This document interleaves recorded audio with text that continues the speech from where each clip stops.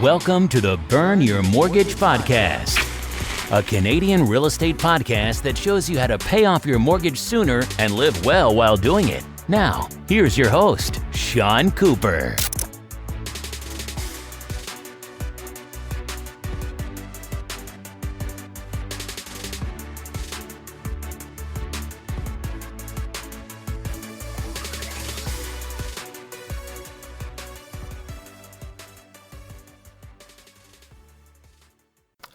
Welcome to the Burn Your Mortgage Podcast.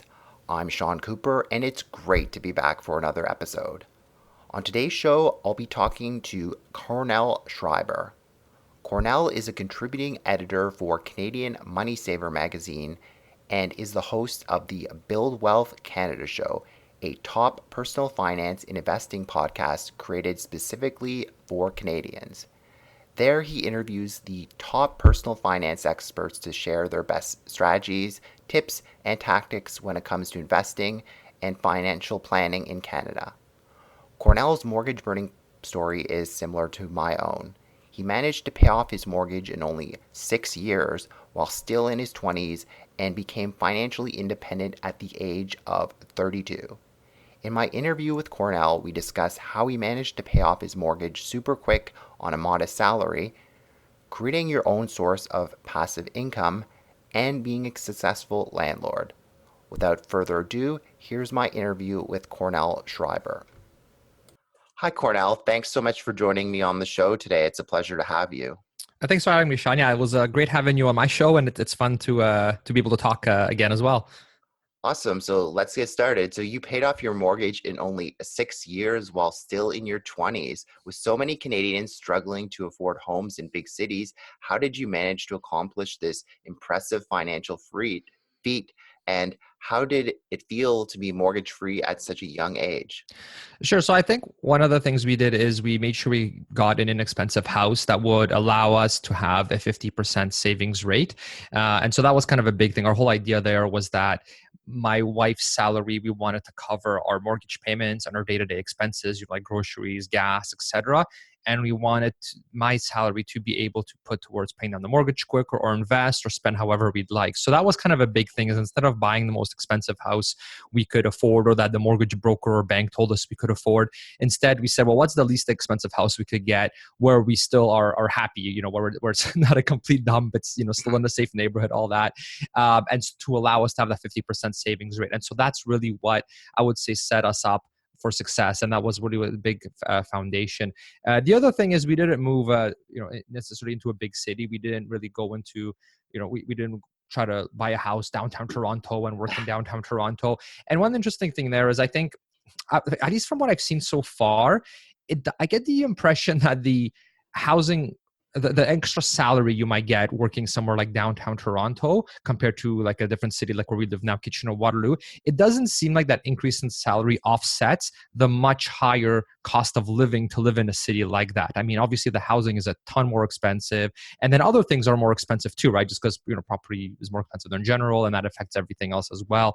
And so I think that had a really big impact as well, is that, we went to another city that still had good employment, still had good job prospects, but where we're not paying so much for housing. So I think that made a really, really big difference. Well, that's great. And yeah, how did it feel to not have a mortgage at such a young age? I mean, like my father, he had his mortgage until 65. Like, to have your mortgage paid off so young, similar to me. For me, I know felt great. It felt like the weight of the world was lifted off my shoulders, especially with how precarious employment is these days. So how did it feel for your family just not to have those mortgage payments coming out of your bank account every month? Oh, it was amazing. Like, just to not see that money come out every single month. It was great. And I remember one of the things that motivated us in the beginning when we still had the mortgage was, I thought, oh wow, like I would see how much money they're taking off every month for the mortgage. And I thought, oh my goodness, what if they didn't take that away? I mean, that would be so much money every month that we could spend on whatever we want. We could do more vacations. We could do all these other things, right? And so that was the big motivator. And so when we hit that, it was amazing. It was like a big weight lifted off your shoulders. What's funny though is that because in like the under 6 years that it took us to pay off the mortgage, in that time we developed a lifestyle and we got used to a lifestyle, particular lifestyle, to be able to save that much. And so when we finally did pay off the mortgage, even though we had all this extra money, we kind of learned that there's other ways to get happiness. Like you can't just kind of buy happiness by buying material things. That kind of happiness tends to be pretty fleeting, it turns out. And so we kind of got used to it. And so our lifestyle actually didn't change very much. And then, which was good. I mean, I think kind of, we set our priorities as opposed to just, let's just keep buying more and more things to try to be happier. But then also we realized that, we paid off our mortgage, but we haven't really been saving for our retirement savings. And so all that money that before was going to the mortgage, we now started investing it. And so we started investing very, very heavily at pretty significant amounts, and that ultimately led us to become financially dependent in our early 30s when I was 32. So that kind of all worked out quite well. Wow, you're pretty much telling the exact same story as me. We're cut from the same cloth.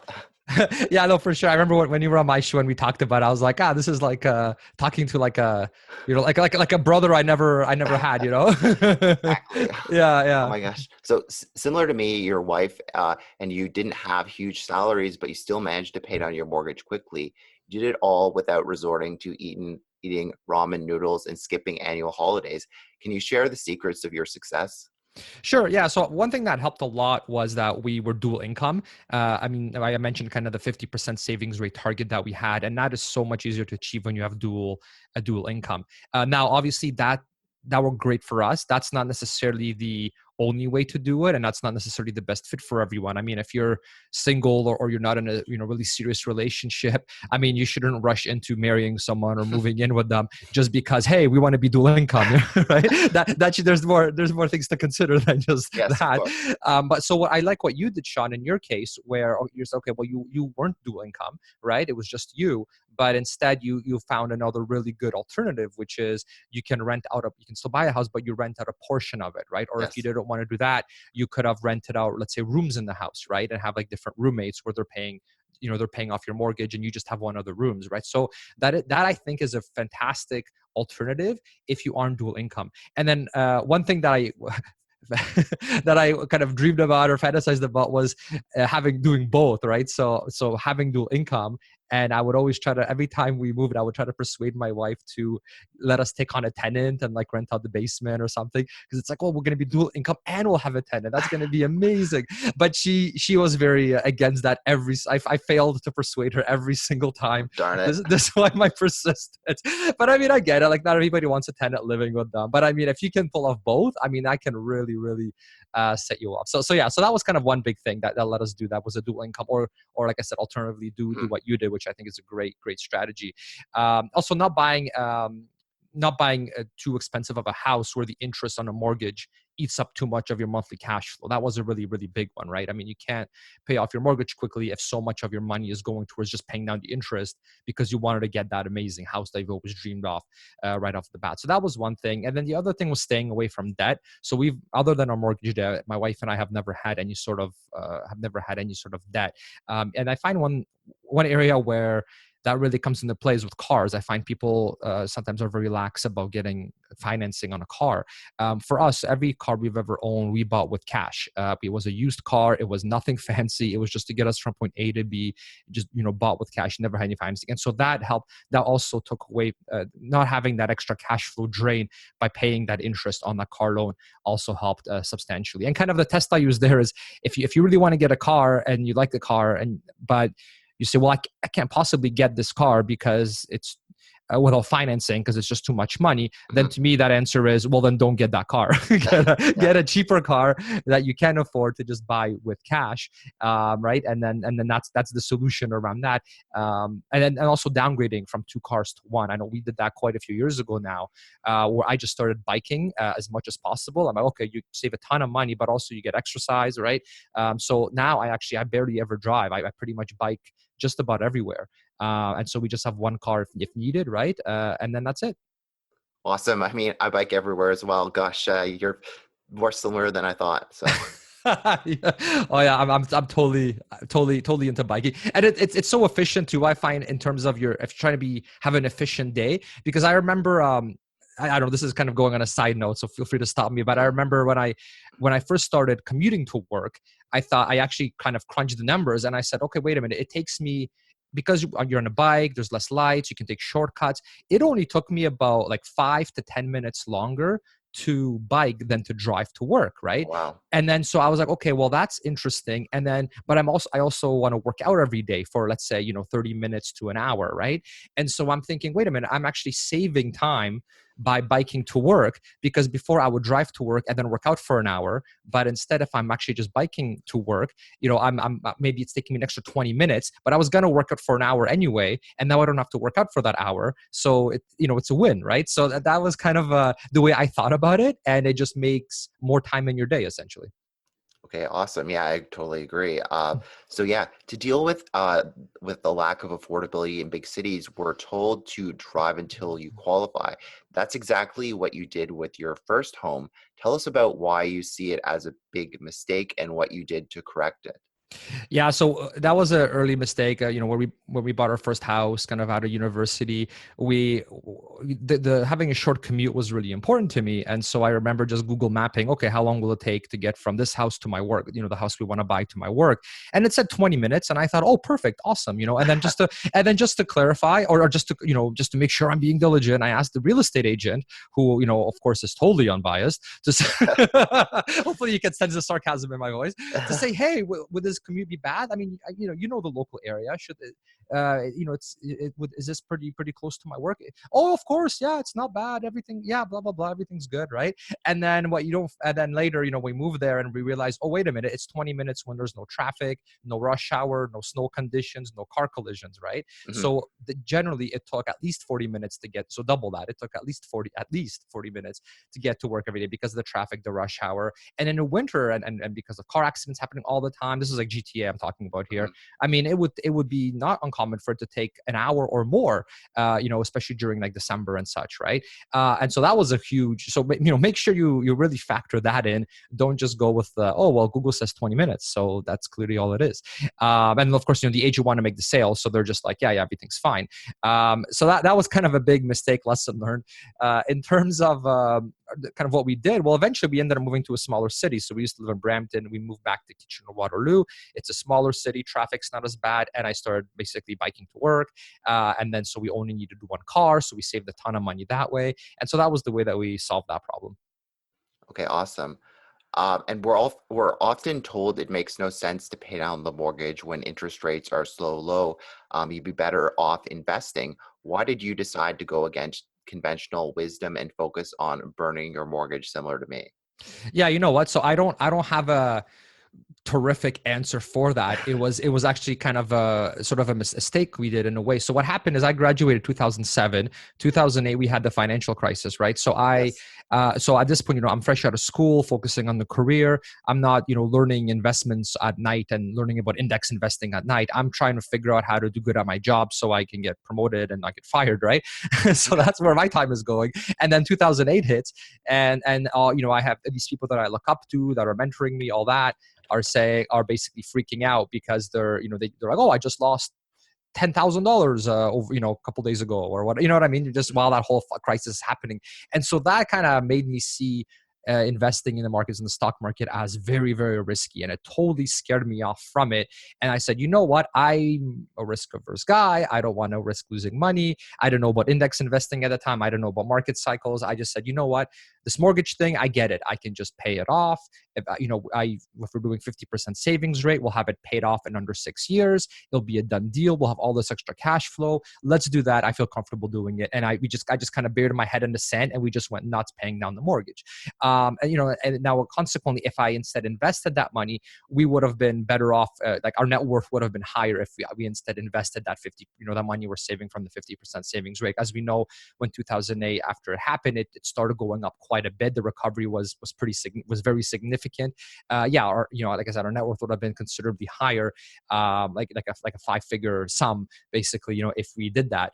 But it is what it is. It was kind of I didn't do it. I did it. It was a fear-based decision, not the best one. But with that said, there is a lot of value in having your house paid off when you're doing early retirement or an early semi-retirement, like basically what my wife and I did, because there's no mortgage cash flow drain. And so that gives you a ton of stability. So for example, markets can go down. Let's say there's a correction, the markets go down 20%. Well, you're not forced to sell off your investments at a loss. You can wait for to ride out the market. You can wait for the investments to go back up. You're not forced to sell because you have to have money to pay your mortgage payment, right? Or to put food on the table, right? Exactly. And so there's a huge benefit. And if you research this, you'll see that kind of an overwhelming majority of sort of experts in the field and people that study this say, yeah, when you are retired, I don't like to use blanket kind of rules where this is always the correct answer, but you will see an overwhelming majority of people say, you know what, when you are retired,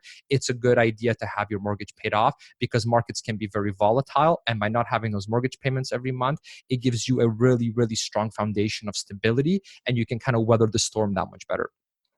Yeah, I mean, that's a great point. I mean, I think it all comes down to how averse you are to risk. For me, I mean, with precarious employment being the new norm and only being like myself paying the mortgage, I just wasn't comfortable investing and paying down the mortgage at the same time. My thought was, get rid of the mortgage, then take that cash flow and invest. So, I mean, I paid off my mortgage in 3 years, but I figure I'm used to putting that money aside. I can invest in catch up now, and plus I had a defined benefit pension plan at work, so that was kind of my thinking on it. And Awesome. so yeah, I mean, I kind of prefer the guaranteed rate of return of paying down your mortgage, but I guess to each his own in terms of that decision. It's kind of a personal one.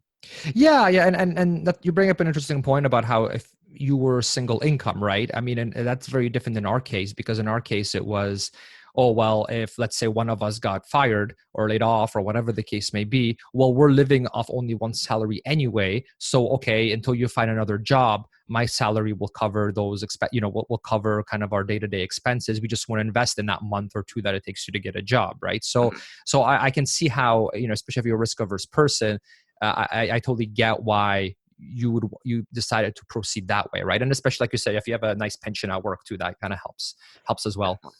Yeah.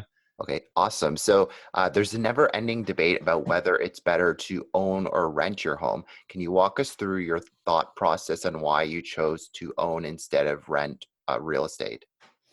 Sure. Yeah. So I think this is a really heated topic, right? And there's very strong opinions on both sides. And I think one of the biggest mistakes people can make when they're thinking of this is to think that there is one golden rule that's always the correct answer. So it is always better to buy a home than rent no matter what, or it's always better to rent no matter what because houses are overpriced or whatever your justification be. It's not that simple. Simple is nice and convenient, but when you're making such a big decision to buy a home, which is the biggest purchase of your life, you actually do want to do the math. And I know that doesn't sound fun, and a lot of people don't like to do the math and to think of all the variables and all of that. But I mean, you really have to, because the real estate prices, I mean, basically what there's kind of two components, right? There's sort of the financial and then there's the lifestyle preference. So the financial one being, well, this is all a function of, well, how much are houses in the area that you want to buy and how much is rent in the area that you want to buy. I mean, those are two very big things, right? If it's a lot cheaper to rent than it is to buy, and you're saving so much money on renting that you could then take that and invest it and earn a nice rate of return, maybe that's the best option for you, right? Or maybe after you factor in all those expenses of owning a home, then owning a home is just as much as renting, or maybe only slightly more, right? And so maybe in those cases it makes sense to buy, right? So it really is a function of, like I said, what is the rent in that area that you're at, and what is the cost of housing in the area. Yeah. So I find you really have to consider it. And then of course there's the lifestyle preference too, which is a big thing. So some things to consider are you going to be living there long term, right? If you're moving every few years, then owning a home is not a really good idea generally, because it's extremely expensive to be selling and buying a home all the time. There's very high transaction costs when you sell a home, right? Like the real estate agent commissions, for example, right? Land transfer tax. That right. There's a ton, like legal fees. You're gonna have to probably do some repairs before you sell the home to bring it up to snuff. There's so much, right? So if you're doing that every few years, you probably shouldn't be buying a home, because your all these returns are gonna get eaten up by these expenses.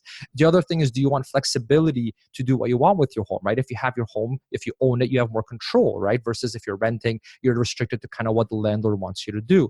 The other thing is, does it coincide with the lifestyle that you want? So for example, Do you want flexibility to be able to move around to take the best opportunities for your career, right? Like if you're a young person, you have no kids, right?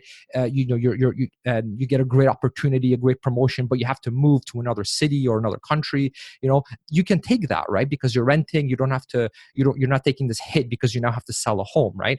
And then versus look at the other extreme where you say, okay, well, maybe you have kids, right? And you want to lay down some roots. You don't want to move your kids to a new school every year or every 2 years. I mean, that's not good. I had that growing up. It's not a good idea. So you don't want kids to, you don't want to put your kids through that, right? You want some stability in their life. You want some, them to have their friends, that kind of a thing, right? So there's that quantitative piece, but there's also the sort of qualitative piece too that you need to consider. And then the other big question is, how much are you saving by renting versus buying? And you can't just compare rent to the mortgage payment. I think that's a common mistake people do. So when you own the property, you have to worry about property tax, utilities, because utilities might be included when you're renting. There's maintenance costs, which can be significant. There's house insurance, right? There's the costs when you finally do sell the property, like agent commission, lawyer fees, repairs to the house, right?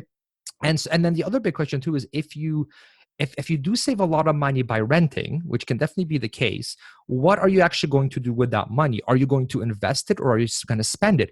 Are you going to spend it buying some new fancy car, or are you going to put in some really good investments, like do some index investing, right, and do it properly, and let it grow, right? That can be a really, really big decision. I mean, because if you're just going to spend it anyway on just crap that's going to depreciate in value, then yeah, you know what, you should buy the house, because at least it'll force you to save some money instead of you buying these depreciating assets, right?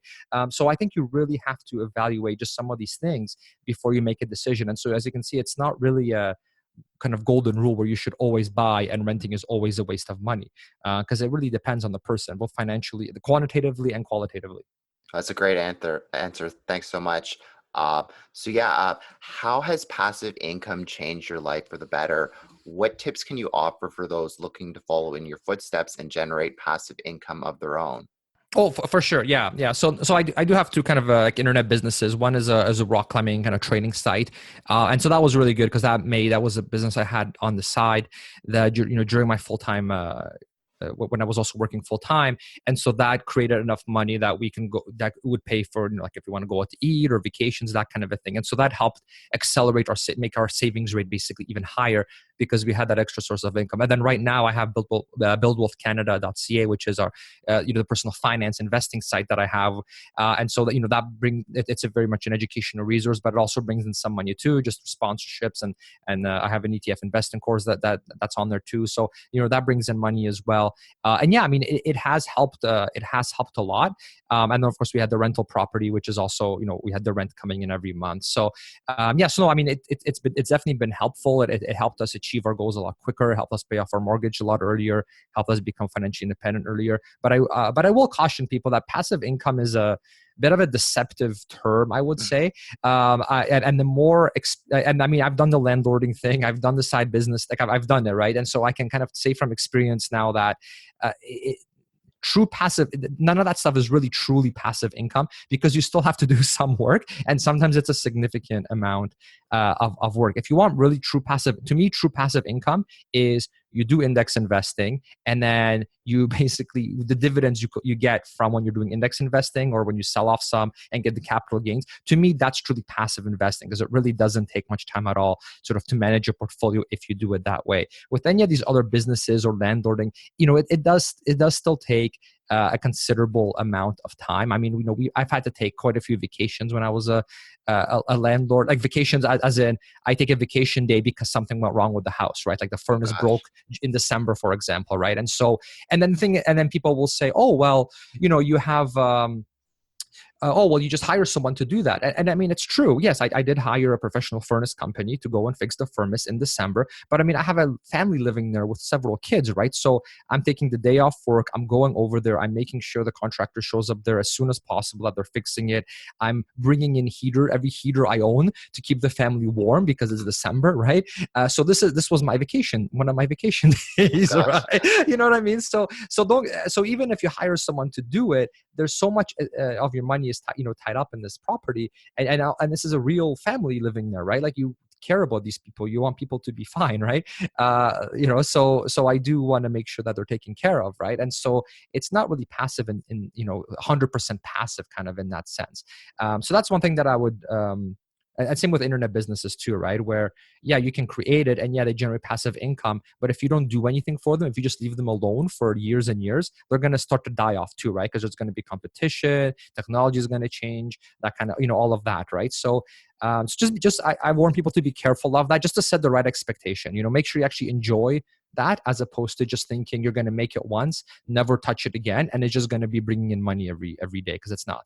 No, totally. That's great advice. And tying into the last question, what advice can you offer for somebody who wants to be a landlord like yourself? Because as you mentioned, it's not just like buy a property, the tenants live there, and you never have to take a phone call or lift a finger. So yeah, what advice can you offer for somebody who wants to be a landlord and generate that extra cash flow? Sure. Yeah. So the one thing that I find, and this is like a big warning as well, is okay. So if you go online and you search, real estate investing and how to learn, right, you're gonna get so much of these kind of raw, type of places where it's like, make millions off real estate, and it's so easy, and the money just shows up in your bank account and blah. Like that's not the case, and I find it's really easy, and I almost fell into this trap as well, because I remember when I wanted to first get into real estate investing, I literally went on Amazon and I bought every like top rated book on the subject. I read everything I could,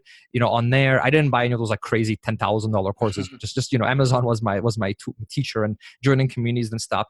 And then when a lot of times when you read that stuff, you're like, this is awesome. You just buy the property, you rent it, and it makes money. You actually have to really crunch the numbers, because I remember I was all ready to do it, and then I started crunching the numbers, and it's like, oh wow, this actually isn't that easy to find the property that actually meets this criteria, right? I mean, to find a property that actually generates enough cash flow every month to actually cover your mortgage payments and all the expenses, and still have some positive cash flow even after all these expenses every month, that can be extremely difficult to do in certain markets. I mean, in some markets, it's a lot easier.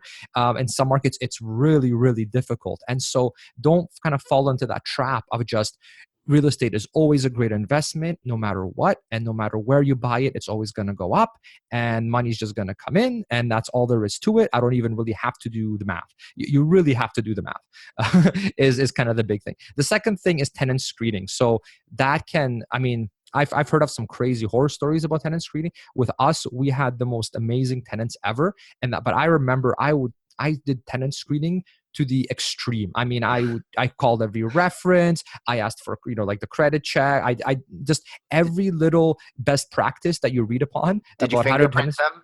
What's it? No, I did not. No, I can't remember if I made them do a criminal check. I might have. I don't know. I did quite a bit. It was very, I took it. Basically, it's like, if you research it, tenant best practices, I made sure I did every single one, because, and especially in Ontario, the laws very much favor the tenants. So in some provinces, it's different. It's more pro landlord. In Ontario in particular, it's very pro tenant. And so you do want to make sure that you find the right tenant, so that they don't destroy your property, so that they don't manipulate or try to take advantage of all these kind of laws, right? And so that was a really, really big one. I can't stress that enough, because they could destroy your investment if you do it wrong. So that's one area where I got a huge kind of good return on my time investment. And then the third thing was just keeping a really good relationship with the tenants. I mean, basically not being a slum landlord, instead, being a good person. This is a family. These are people, right? Have a good relationship with them.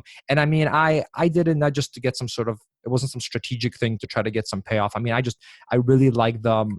I wanted them to succeed and be happy with their home and all of that, right? And it's a win-win, right? They're happy. They take care of the property better too. They let me know if there's an issue. So focusing on the relationship, that really helped us out when we would eventually sold the rental property, because they were very easygoing. They were very accommodating. I mean, when we were, sometimes you go to these houses where it's there was a rental property before, and like the tenants made the places like a mess. So, you're trying to sell the house and people are coming to the house and it's a complete mess because the tenants don't want to clean it up, or they're very like inhospitable to anyone that's looking in to evaluate the house, So like tenants can make your life a living hell if they really want to, right? And so by having that nice relationship with them, right, it's a mutual beneficial thing. Everyone wins. It's just a nice smooth ride.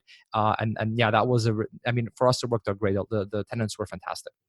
That's awesome to hear. Yeah, I can definitely attest to that last point, being a landlord myself. So thanks for that. Mm-hmm. So thanks so much for being on the show today. Before I let you go, is there anything of interest that you're working on that you'd like to share with our listeners? So my main thing is I have the Build Wealth Canada podcast. It's buildwealthcanada.ca, or you can search it through your whatever podcast player that you use. So there I basically interview people like Sean, other kind of experts in the field of personal finance, investing, financial planning, just to try to get the best practices, specifically for Canadians. And then so we can kind of all learn from it. So that's kind of one of the things that I do. I've been doing for quite a while. It's been kind of the top personal finance investing podcast for quite a while. So that definitely, check that out. And then I have an ETF index investing course as well. So if you go to buildwealthcanada.ca/invest, that's basically where because I get a lot of questions from the show about people that want to get started in index investing and they're not sure how to do it. And so what I ended up doing is actually just creating a course where I show everyone how to do everything step by step. And I literally show everyone what I do. Like we're financially independent now, so we have quite a bit of investable assets that like I have a lot of money in the game. So it's in my best interest to make sure that I'm doing things properly. And so I do that. And then I kind of show anyone else who wants to learn how to do it, how we do it, right? And based on all these kind of best practices, we're learning from the experts how to do it properly. And so that's kind of another thing that I built to help people, and it's been great. Awesome. Well, definitely make sure to check that out. Okay, thanks again for being on the show today, Kornel. It was a great discussion. Yeah, not a problem. It was great to be on, and thanks for having me on. Thanks for listening to another episode of the Burn Your Mortgage podcast. Besides being a podcast host and money coach, I'm also a licensed mortgage broker. If you or anyone you know, family, friends, coworkers, or neighbors could ever use any unbiased mortgage advice or a second opinion, feel free to reach out. You can reach me by email at seancooperwriter@gmail.com, or you can call or text me at 647-867-3711. Also, be sure to head on over to www.seancooperwriter.com and sign up for my free weekly newsletter. As a small token of my appreciation, you'll be able to download my ultimate mortgage checklist on choosing the perfect mortgage. You can also sign up for a free one-on-one 15-minute money coaching consultation with yours truly. I look forward to hearing from you and helping you burn your mortgage sooner too. Once again, thanks for listening. You've been listening to the Burn Your Mortgage podcast. Don't forget to subscribe on iTunes and leave a rating. Until next time, happy mortgage burning.